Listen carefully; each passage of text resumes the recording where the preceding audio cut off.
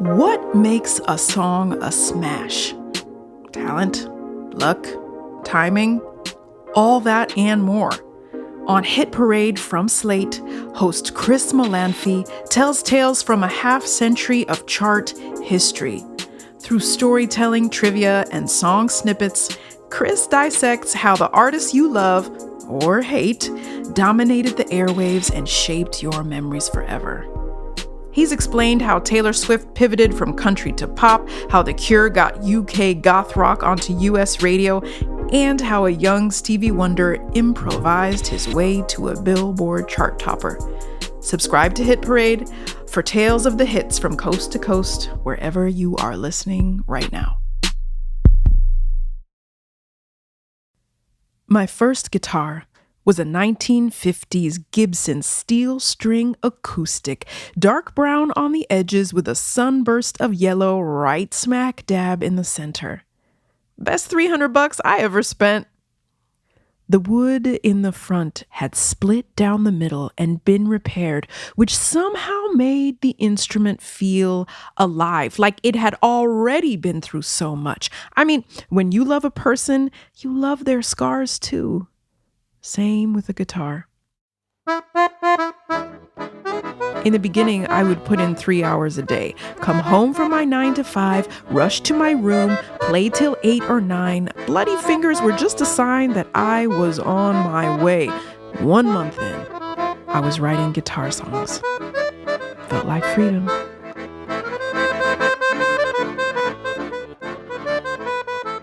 Tatiana Crespo's first instrument was a shimmering, gorgeous accordion named Lindo.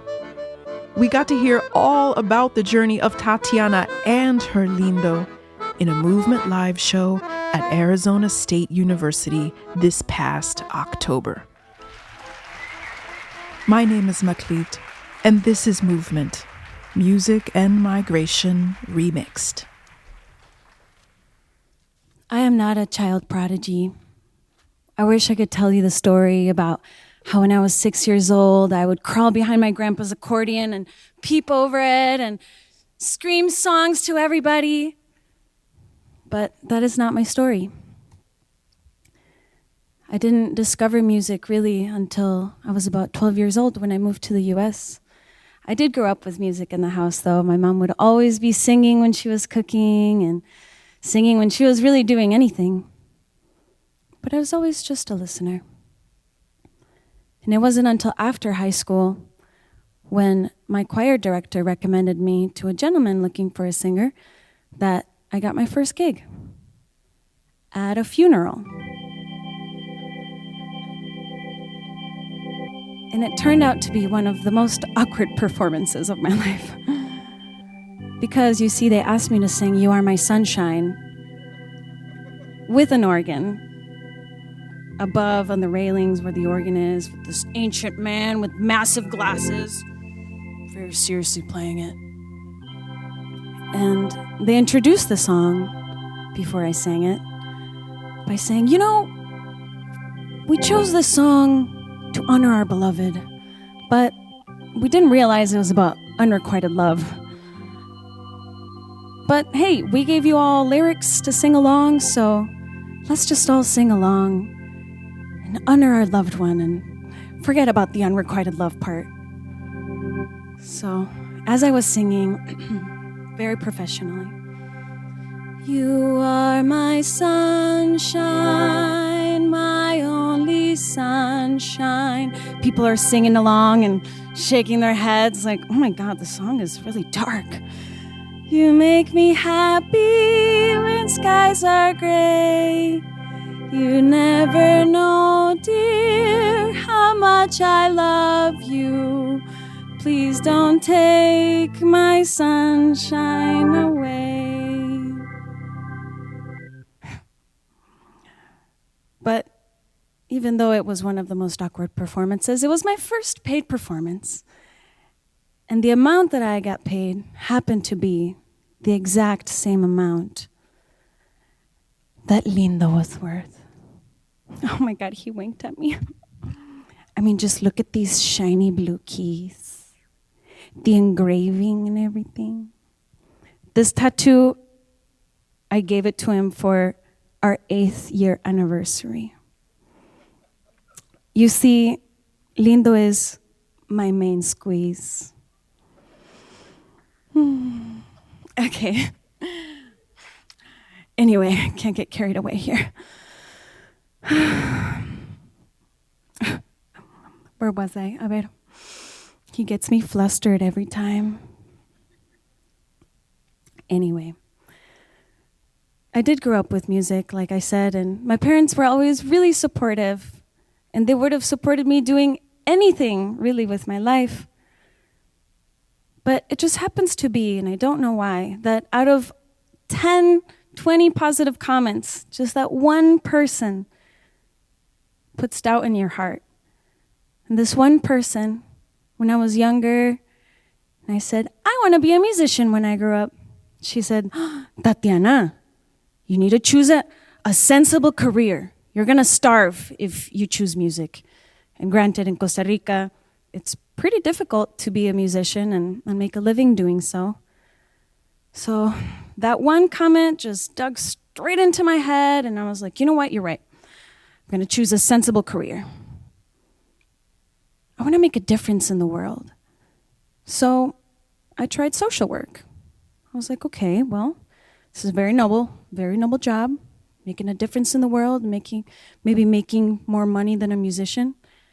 But it was my second intro to social work class that I realized that if I didn't do music, I would be miserable trying to change the world. So I thought, there's got to be a way to do both. Maybe I could advocate for social justice through my music. I've seen people do it before. Why not? So that brought me here to Arizona. I wanted to be singing to other people that might understand my lyrics in Spanish. I wanted to be, I thought, okay, social work, social justice, a border state, this makes sense. And then I came to visit and I fell in love with the cactus and the Sonoran Desert. It's unlike anywhere in the world. And I found success doing exactly that. And I was able to be a part of a group called Las Chollas Peligrosas, where together we advocate for migrant rights, pairing up with different organizations.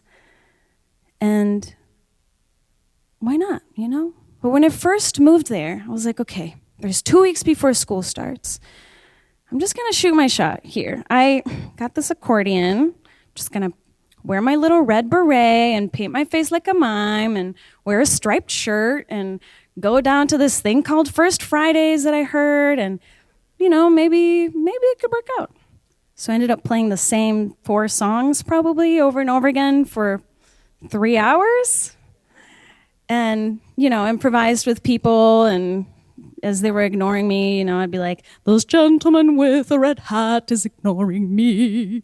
He would turn around and feel obligated to listen, And after these long 3 hours, my makeup was falling off because it was still 100 and who knows degrees out.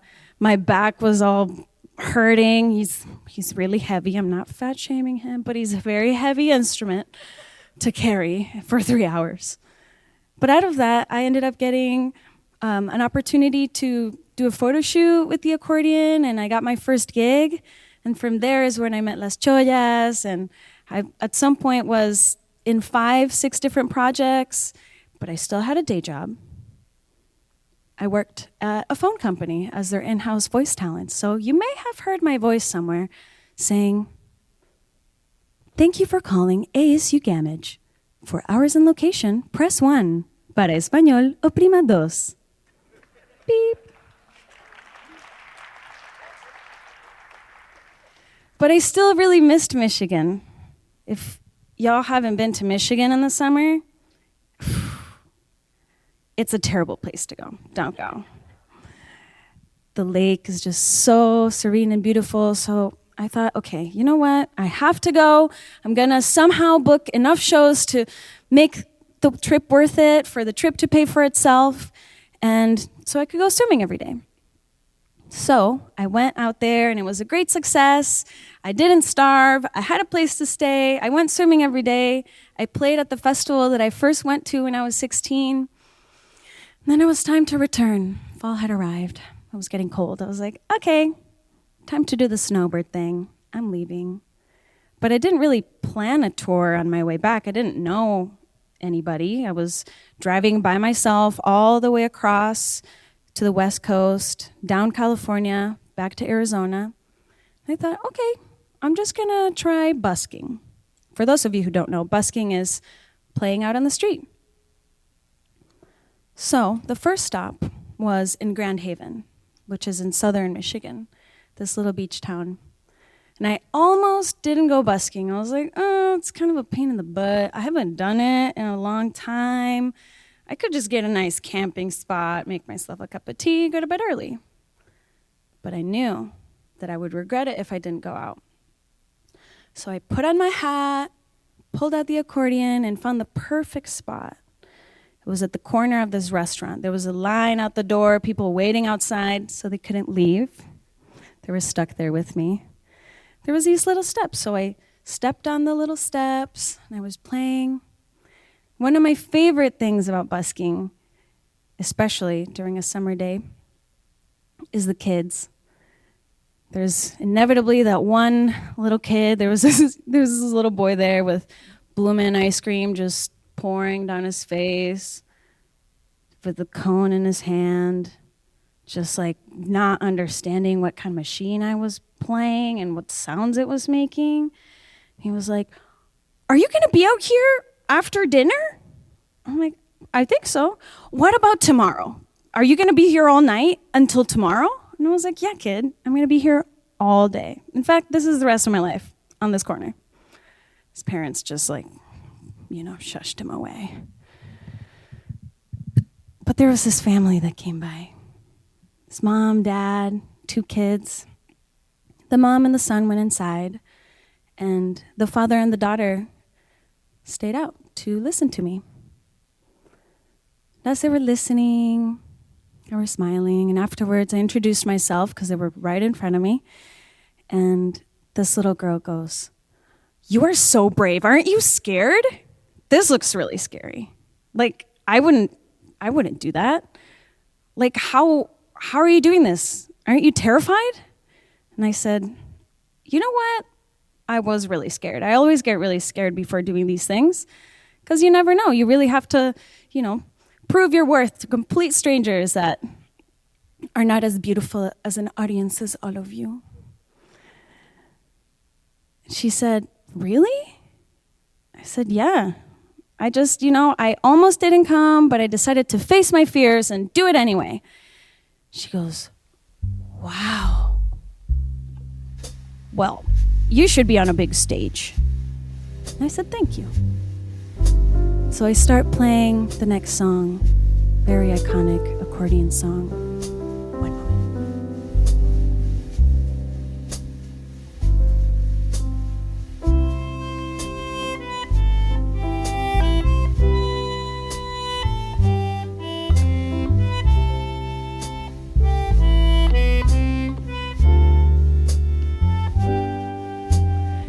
And as I am playing La Vie en Rose, I overhear this conversation between the dad and the daughter.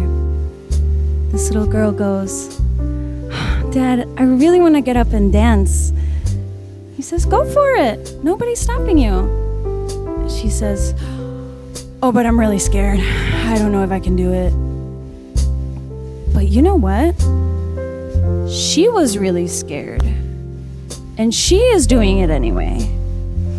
So I'm gonna face my fears. And I'm gonna dance. And this 10-year-old girl gets up from the bench, puffs up her chest, starts twirling and twirling down the sidewalk, and dancing with me as I am playing. And I thought, this is why I do music. Because I saw myself in that little girl. And all I can hope for is that whenever doubt creeps into her heart, And if somebody ever dares tell her not to follow her dreams, that she does it anyway. We all make sacrifices for our passions, for our dreams, for our loved ones. A lot of us, like myself, only see my family once a year to be here for opportunities like this. Some of us have 2 jobs, 3 jobs. Some of us completely change careers in order to support our families. And it's our duty in those moments to make the best out of every single minute we get with our loved ones, because they're worth more than any amount of money that we can make. This next song, Sacrificio de Amor, is about that.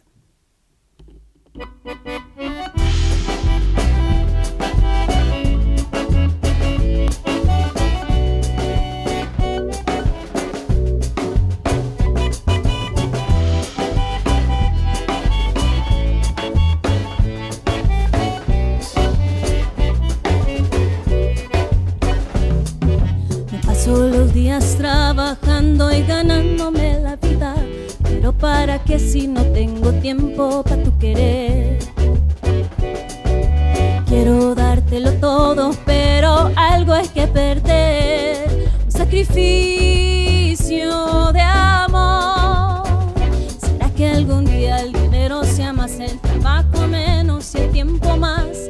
Para así tenerte cerquita, bonita, chiquita, divina, te extraño ya. Y adentro yo siento un presentimiento que nunca se acaba, esta guerra del tiempo. Y hay que disfrutar el presente que tengo para decirte, amor, ya no aguanto más. Hay que aprovechar este hermoso momento y un segundo más del futuro pensar. Hay que aprovechar este ingrato momento, solo queda poco y hay que disfrutar.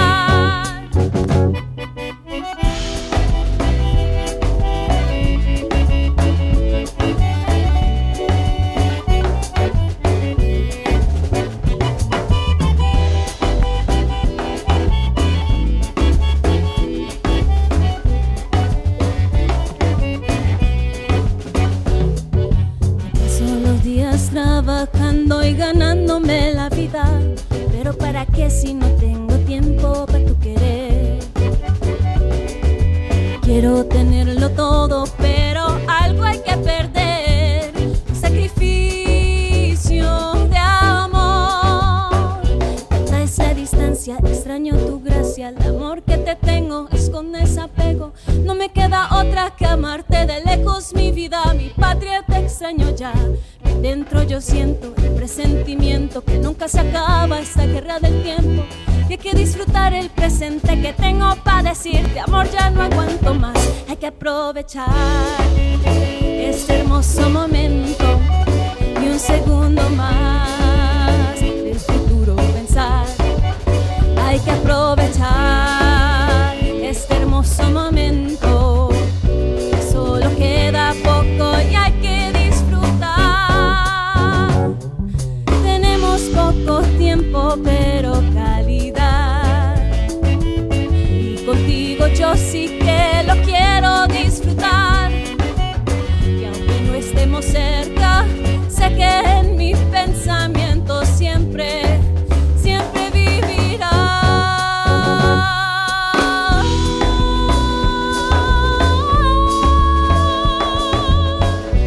Siempre, siempre, siempre, siempre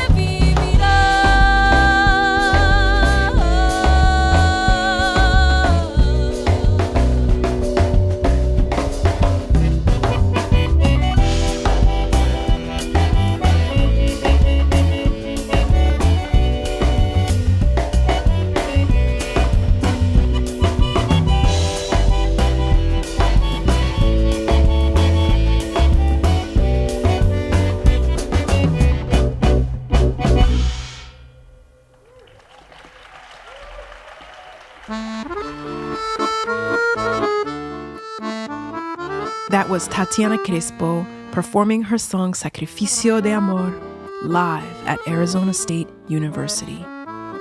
Her performance was made possible by the incredible team at ASU Gamage, including Colleen Rogensack, Michael Reed, Leo Gonzalez, and many, many others. If you enjoyed this story, consider sending it to a friend or leaving us a review on Apple Podcasts. Believe me, that stuff really does help people find the show. Movement is produced by Ian Koss and myself, Maklit Hadero. Our co-creator and podcast godmother is Julie Kane. Our broadcast partner is The World. We are supported by the Mellon Foundation and distributed by PRX.